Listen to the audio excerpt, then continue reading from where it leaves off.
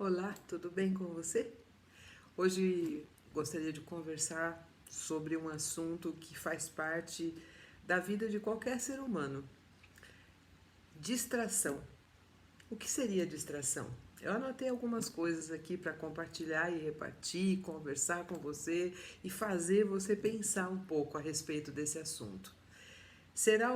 Distração será um momento no qual as pessoas arrumam para descontrair, brincar, conversar sobre coisas boas, sair para passear e etc. Também é, né?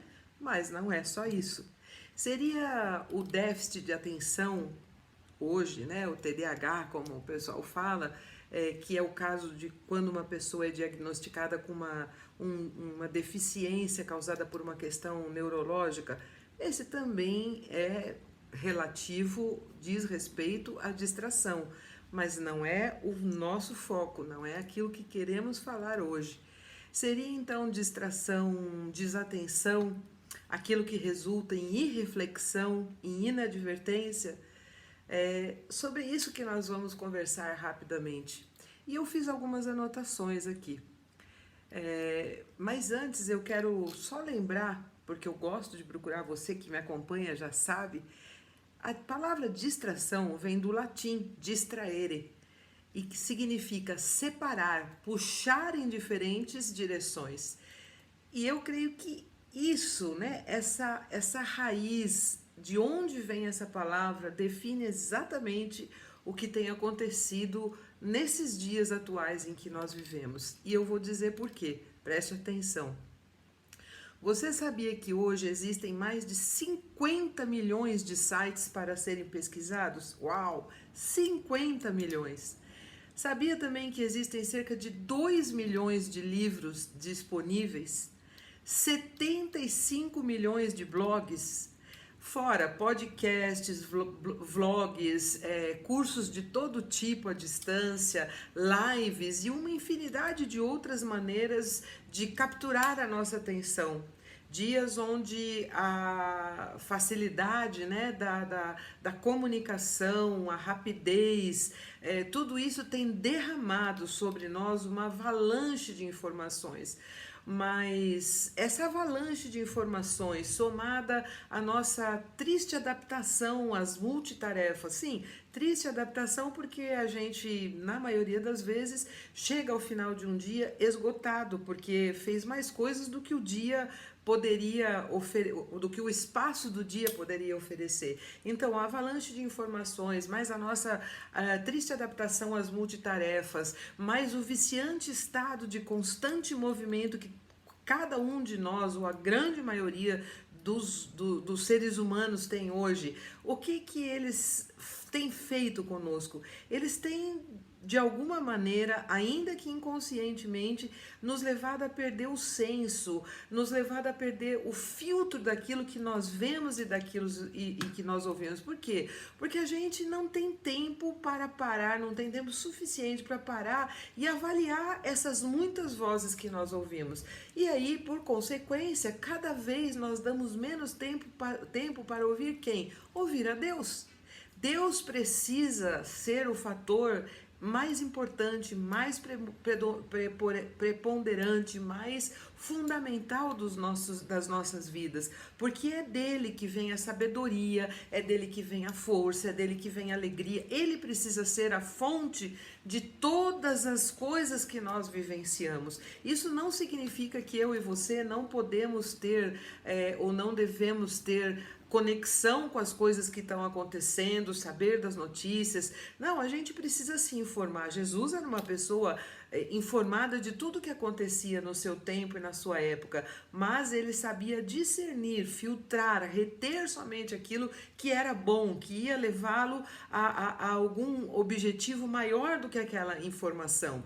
E é interessante a gente perceber que em 1890, o psicólogo e filósofo norte-americano William James escreveu o seguinte: Atenção é a ação em que a mente toma posse de forma clara e vívida de um entre vários objetos ou linhas de pensamento simultaneamente possíveis.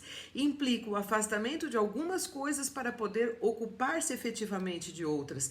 Atenção é o maestro do cérebro, o único capaz de dirigir harmonicamente a orquestra multifuncional da mente.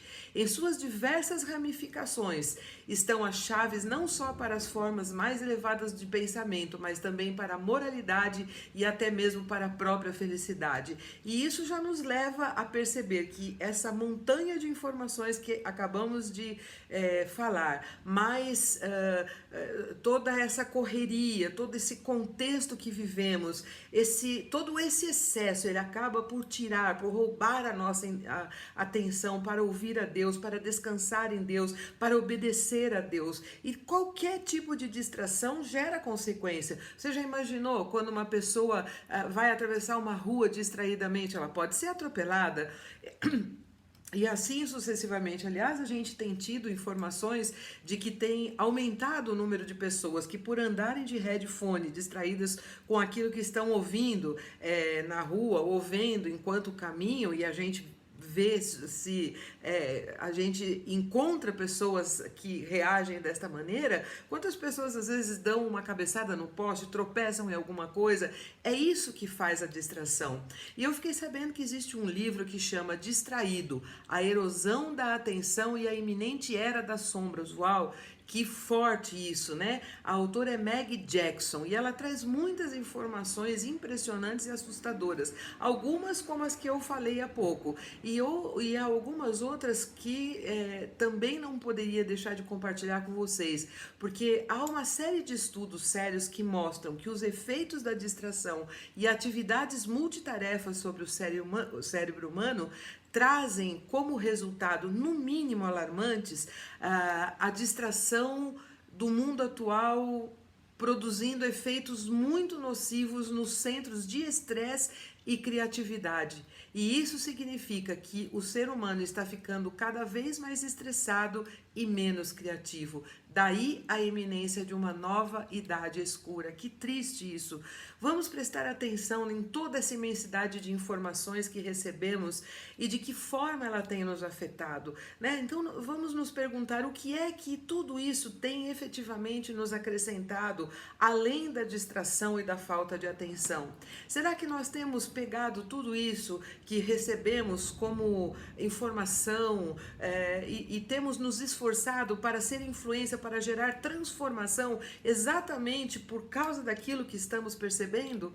Ou será que nós temos vivido o que diz Oséias 6,4, quando ele fala uma coisa que ao reler hoje eu fiquei pensando, precisamos fugir desse lugar. Seu amor é como a neblina da manhã, como o primeiro orvalho que logo evapora. Que não seja assim o meu e o seu amor por Deus e pelas coisas de Deus, para que nós não sejamos inconstantes e para que nós não estejamos mergulhados em tantas informações, em tantas vozes, que percamos o nosso foco, percamos o nosso relacionamento com Deus, nos afastemos dele, deixemos de obedecer, deixemos de ser luz e sal e sejamos para ele, tristemente, como o orvalho da manhã que logo desaparece. Que Deus te abençoe e te faça fugir das muitas vozes que podem nos afastar de Deus.